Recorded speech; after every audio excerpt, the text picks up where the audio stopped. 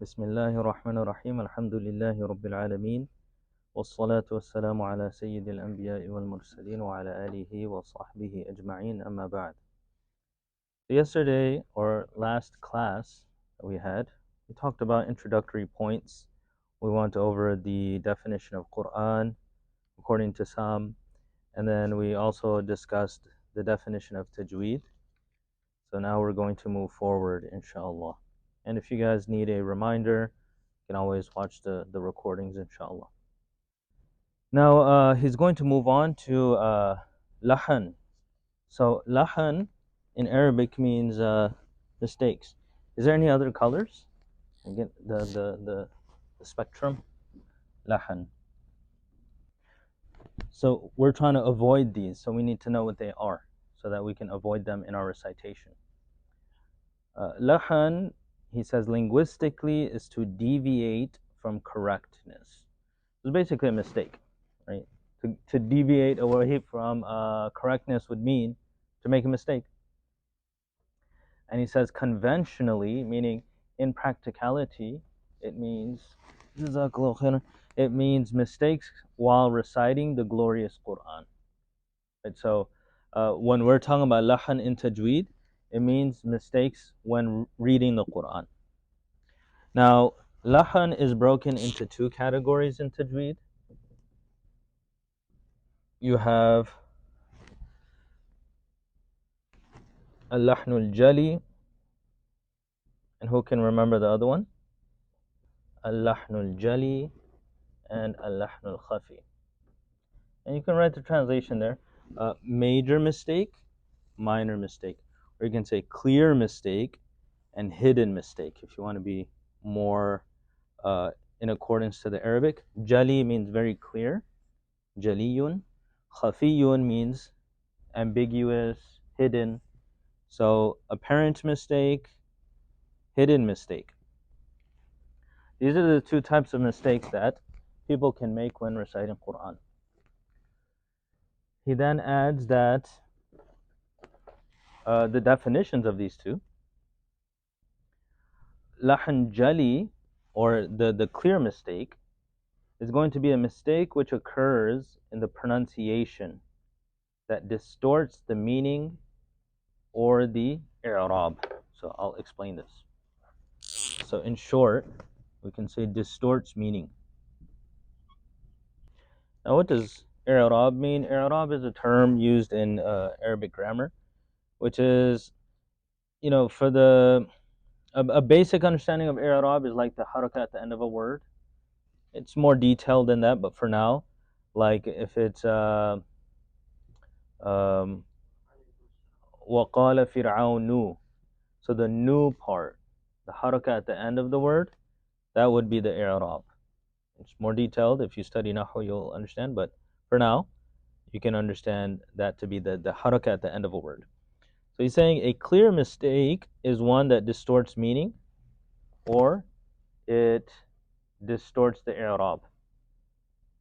Now, a hidden mistake, he says, is an error which occurs in the pronunciation of a letter, which distorts the perfection of its qualities without making it sound like another letter.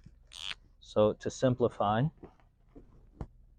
so al-lahn al-khafi, or the hidden mistake, it distorts the qualities of a letter without making it sound like another letter. Okay, so I'll give you an example here. Distorts the meaning. For example, instead of saying فَكَثَّرَكُمْ, right? Because a lot of people out there, they don't know how to pronounce the tha, and they say it as a sa, a sin. So if you, instead of فَكَثَّرَكُمْ, someone recites it as فَكَثَّرَكُمْ, that will change the meaning. The meaning of فَكَثَّرَكُمْ is that Allah subhanahu wa ta'ala has multiplied you. And the meaning of فَكَثَّرَكُمْ means that Allah subhanahu wa ta'ala has broken you. Right? So it's a complete change in the meaning. So if you read it فَكَثَّرَكُمْ, you've distorted the meaning of the Quran. So this is a very clear mistake, and we will talk about the ruling of that. Another example of a clear mistake. Let's see here. You can say, okay. So here you have asa, asa, and here you have asa. Okay, sounds very similar. Asa, asa. But this is a major mistake because asa means perhaps, and asa means to disobey, right? To be disobedient. So if you read this one like this, or this one like this, then you are distorting the meaning of the Quran. Thus, you will be committing a major mistake. Let's write that there. Clear mistake. All right. So those are two examples there. Example 1, example 2. What about a example of a hidden mistake? And sometimes you'll see this called a major mistake and minor mistake, but I'm giving you a literal translation. Jali means clear, and khafi means hidden. Or you could even say jali does mean major, but it's all very relative. Now, give you an example of a minor mistake. So, okay. So here, anfusakum. So if you recite this with no ikhfa, it's hard to write from my angle, so I'm trying to make it or ikhfa. Okay, so if you who knows, are you supposed to read this with ikhfa or no ikhfa? You're supposed to read with ikhfa. And if you read it with no ikhfa, then that's wrong. Okay? So how would it sound like if you read with ikhfa? Anfusakum. No ikhfa? Anfusakum. An. What is that called if you say the noon clearly? Does anyone know? Idhar. Idhar. Right? Anfusakum. So if you say anfusakum, you did a mistake because that contradicts the laws of tajweed. And if you say anfusakum with the ikhfa, then you did it right. However, if you say anfusakum, you did not distort the meaning. Like if you speak Arabic, you say anfusakum, and you're talking to someone in Arabic, there's no change in the meaning. It means the same thing. Your souls, yourselves. So this is going to be a hidden mistake, or you can say a minor mistake, because what happened here, ikhfa is a quality, right? It's like an add-on to the qualities of a letter. So you have distorted the beauty of the Quran.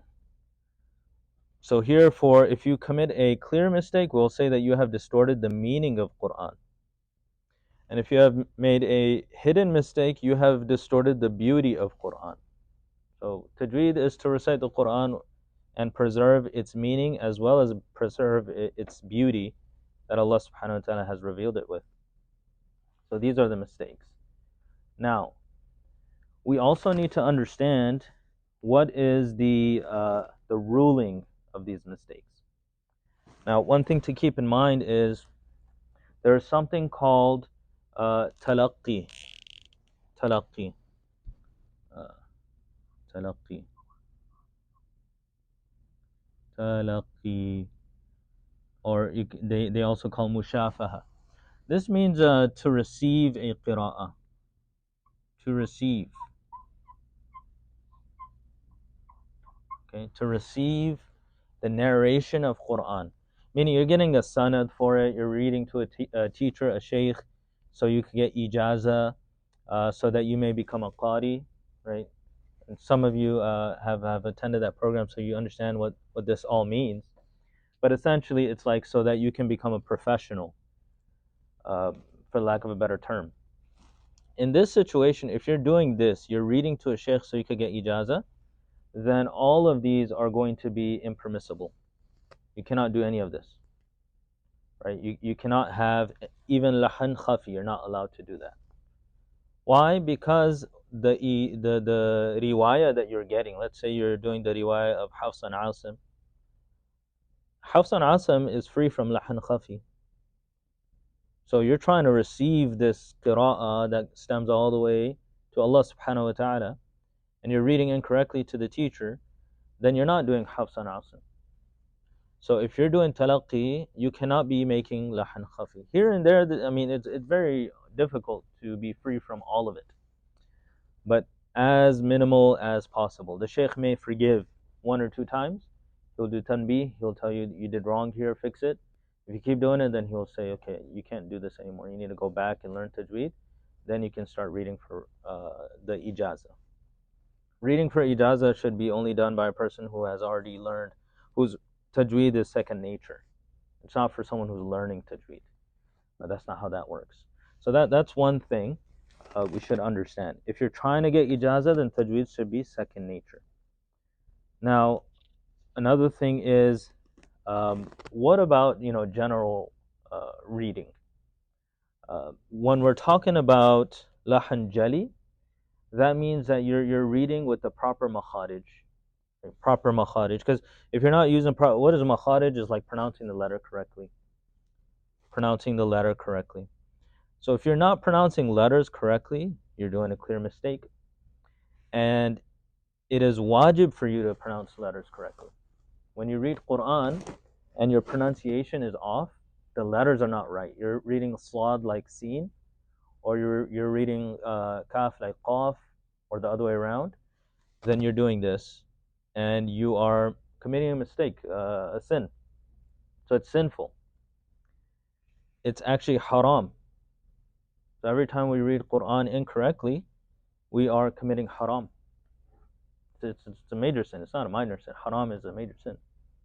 So we are sinful when we recite Quran with these types of mistakes.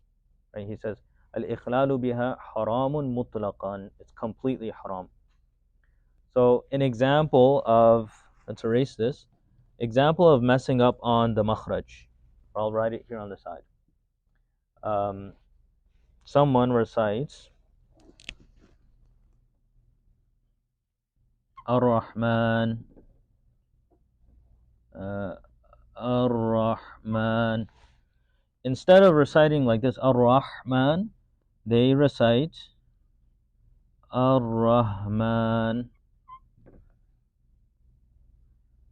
Ar-Rahman. This ha should be pronounced as a ha. So when you do this, this is haram. You're distorting the Quran because you changed a letter to another letter. And it is wajib to avoid this, and committing this is haram. Okay, so that's regarding the lahn jali. It is haram to do lahn jali because you destroyed the Quran. Okay, that's another example of that. Now we move on to this one. So we could say lahn jali is like distorting the makharij, if you will. Those of you who know makharij, otherwise we will get to that point where I will teach you what makharij means. It's okay if you don't know what makharij means at this moment. Sifat means qualities. So now there's different kinds of messing up on sifat.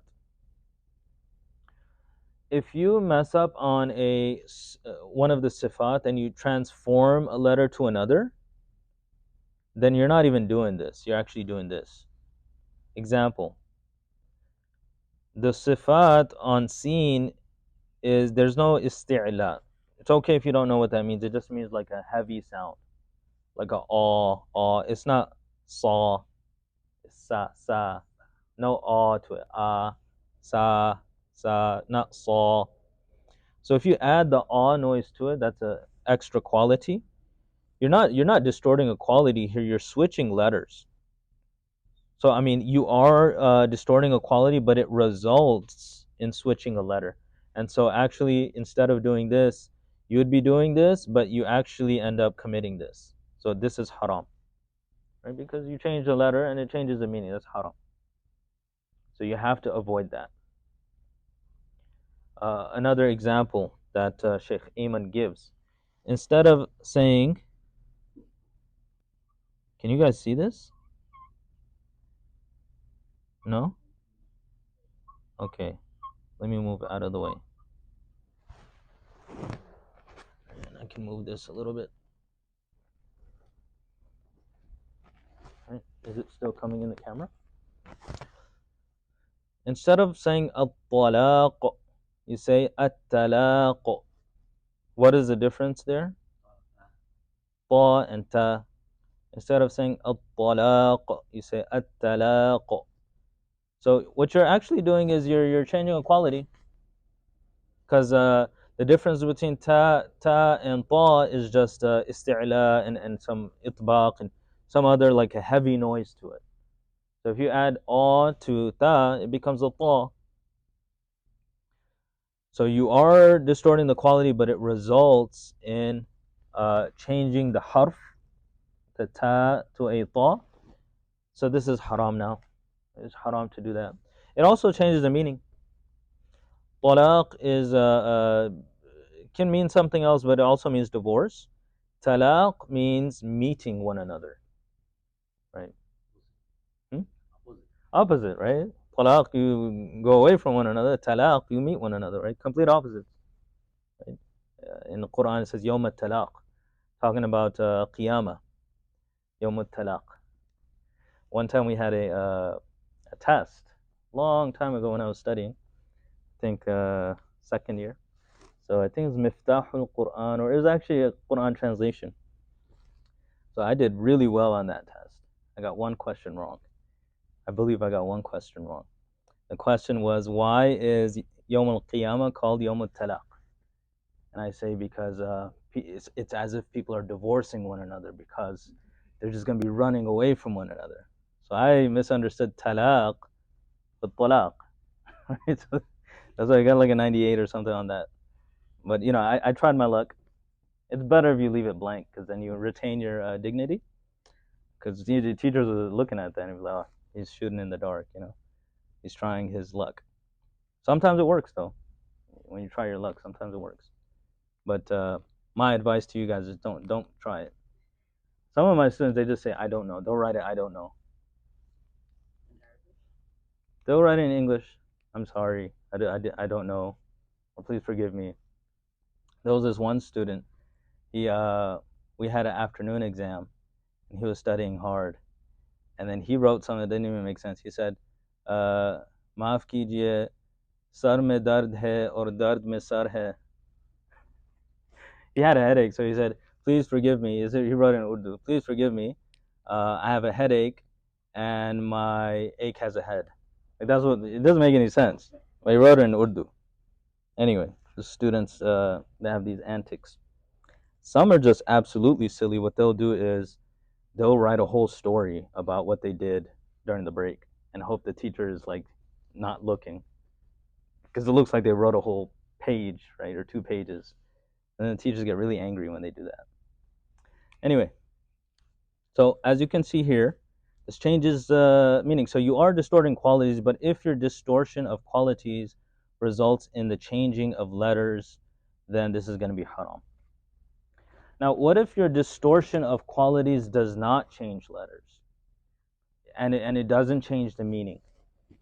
In this situation, he states that there are two scenarios. If you are doing talaqi, then obviously you can't do that. It's going to be haram for you. Even that's going to be haram for you if you're doing you're trying to get an ijazah. But let's say you're not trying to get an ijazah, you're just reciting.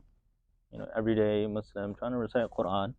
Alhamdulillah, to a great deal. Our goal is to fix these.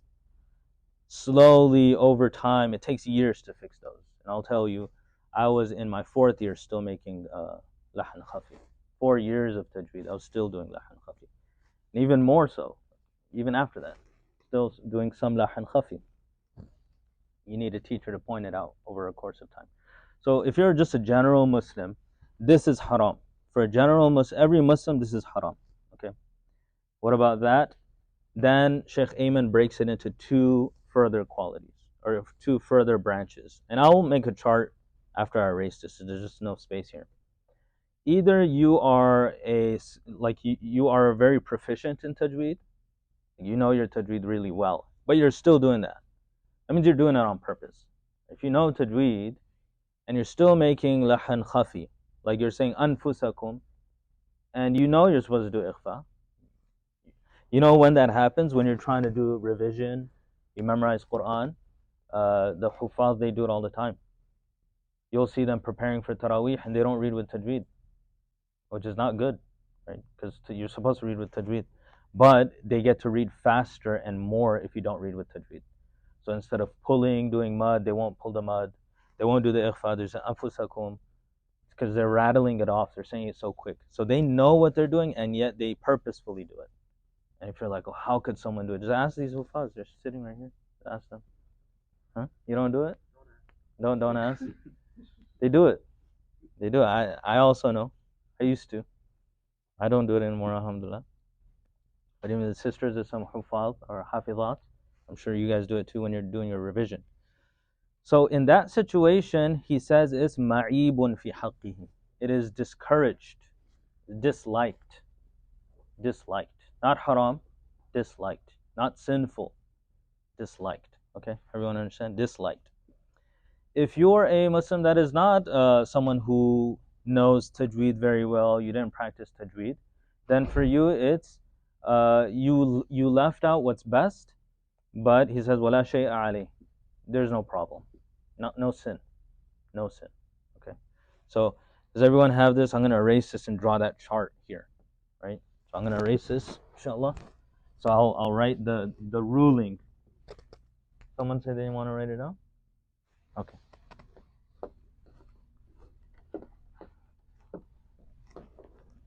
Or did you say you wanted to take a picture?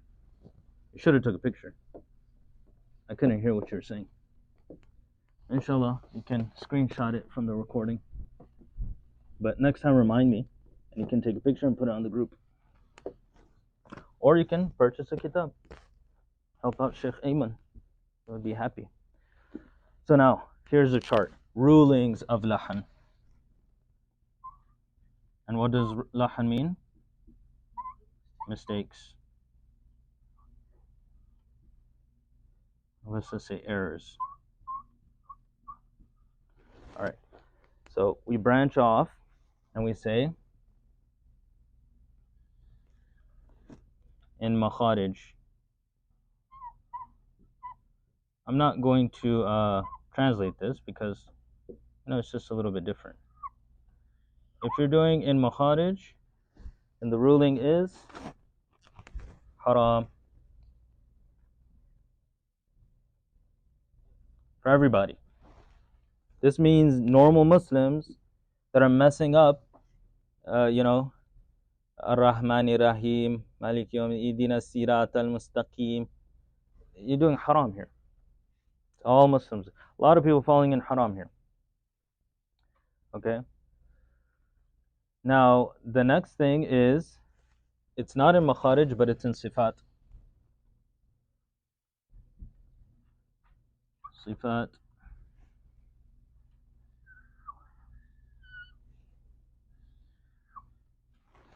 So here we have sort of a breakdown.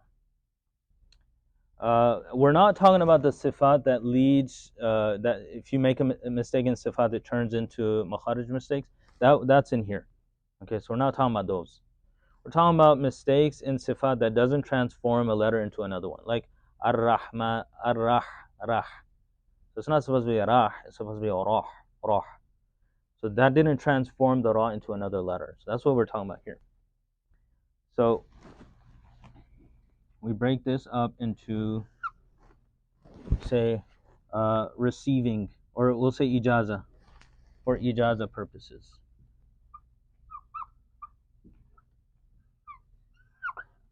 If you're doing for ijaza, then mistakes here also haram. Like you don't deserve that ijaza because you can't read it properly. And normal recitation. Let's say normal. Then you break this up into two categories.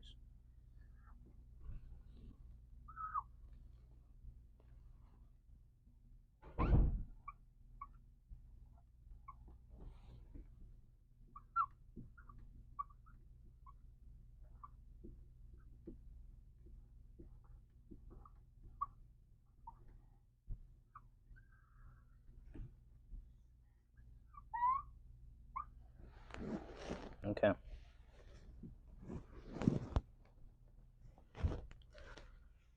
So normal recitation, you're making mistakes in the sifat. So if you know better, what is the ruling? Who can tell me? Sorry?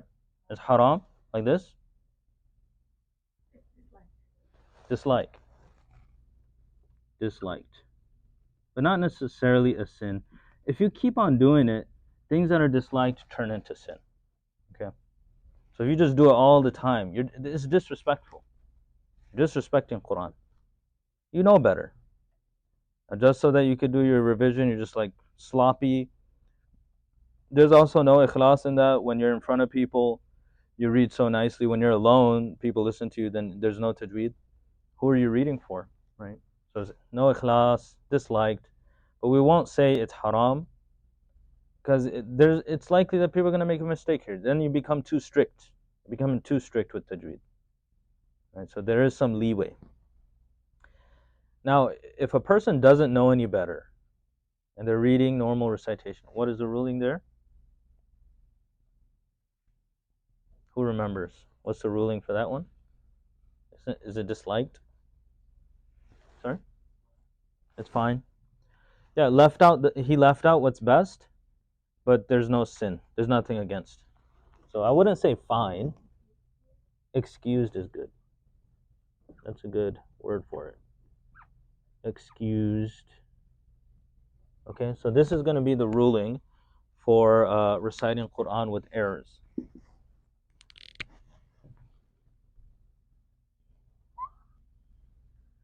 Okay. So again, if you're making mistakes in pronunciation, you're transforming letters from one to another, it doesn't matter if you know tajweed or you don't know tajweed, it's haram. Now, there's a subgroup here that Sheikh Ayman is not mentioning. And that is someone who's trying and not trying, right? So let's say trying to rectify, not trying. Okay? So if someone is trying, let's just make it come up here.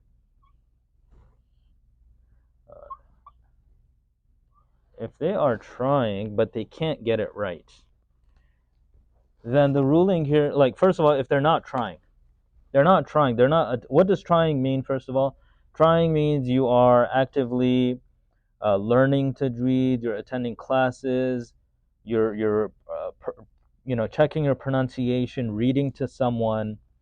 It's just not happening, right? It's just not working. If you're not doing that, so it doesn't mean like, oh yeah, I listen to Sheikh Abdul Basit every day, so I'm trying. No, you're not. That's not trying. You can listen to anyone you like. Doesn't mean you're trying. Trying means that you're going to a teacher who knows tajweed. You're reading to them. They're telling you, okay, work on this, work on that. So if you're not doing that, then it's still haram. It's still haram. If you're trying yet you cannot get it, then you're excused. So again, excused.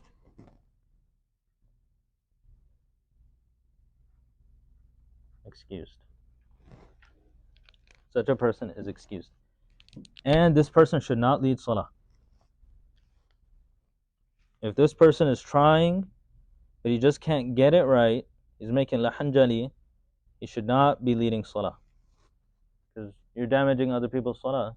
When you make a mistake in your recitation, you're changing the meaning in Quran, and you're leading people in salah, that reduces the reward and could even break the salah.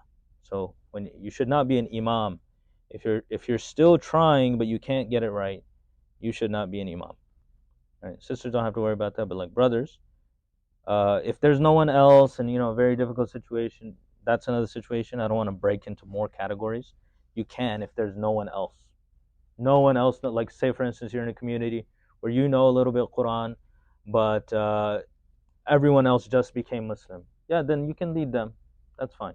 But in a community, let's say there are people who know tajweed, and you're trying, but you're making a mistake, you have a lisp or whatever, then you're excused, but don't lead the salah. All right, so that's that whole breakdown there. Major mistakes, always haram. except for one who's really trying. So as long as you guys are attending different classes of different teachers who know how to recite Quran, that will allow you to be excused for the moment. Now, minor mistakes in the sifat, for the sake of ijaza, not allowed. If a sheikh is giving you ijaza and you finish a khatam, but you're like making sifat mistakes, then the sheikh is to be blamed as well. The teacher is to be blamed. Why are they giving ijaza? They're taking it lightly. This is going back to Rasulullah sallallahu alaihi wasallam, to Jibreel, to Allah subhanahu wa ta'ala. So it should be a serious affair. So it's haram. Now, normal recitation, everyday recitation, you're messing up on the sifat. If you know what you're doing, and you're choosing to make that mistake, then it's disliked. And that you keep on doing it, it'll lead to sin. And if you don't know any better, you're excused. Okay, so that's the breakdown regarding the ruling of making mistakes. And this is why we learn the science of tajweed. It's actually necessary. It's not something like, it should be fun for people, inshallah. Hopefully, it is fun for you. But even beyond that, you should take it seriously because you don't want to fall into haram, right? Haram is serious. So we need to read Quran with tajweed, and I hope this clarifies, inshallah. We're going to pause here on Thursday. You guys who are, first of all, I would like to commend those who recited last week. I know it takes courage, it's not easy because everyone can hear you. It's a very difficult thing. So it takes a lot of courage to do so. So those of you who recited, alhamdulillah, I hope you continue to do so. And if you're scared, you're worried, try your best. If you still haven't built up that courage yet, then no problem. Whenever ready you come, right? There's no pressure. I'm just here, I'm listening, and you get that experience where you're reciting in front of other people. It'll help you build confidence as well. So Thursday, what we'll do is we're going to recite the first page of Surah Al-Baqarah, meaning like the one next to Surah Al-Fatiha, as well as Inna Ladina Kafaru, the next page, that whole page. So practice both that first page and then the opposite side of it, which is the first full page in Quran. Try and listen to Sheikh Ayman Suwaid on the Quran app. Those of you who would like to join as on a regular basis, you're welcome to join our WhatsApp group, inshallah. I'll add you on there, and then, or you can talk to our admin in Namin. He'll add you onto the WhatsApp group, and then you'll get the images and all of that stuff or whatever announcements we have.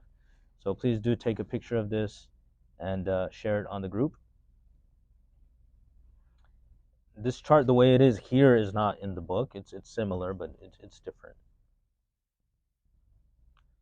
And we're going to pause here, inshallah. Wa sallallahu tabaraka wa ta'ala ala khayri khalqihi Muhammad wa ala alihi wa sahbihi ajma'in bi rahmatika ya arhamar rahimin. Assalamu alaikum wa rahmatullahi wa barakatuh.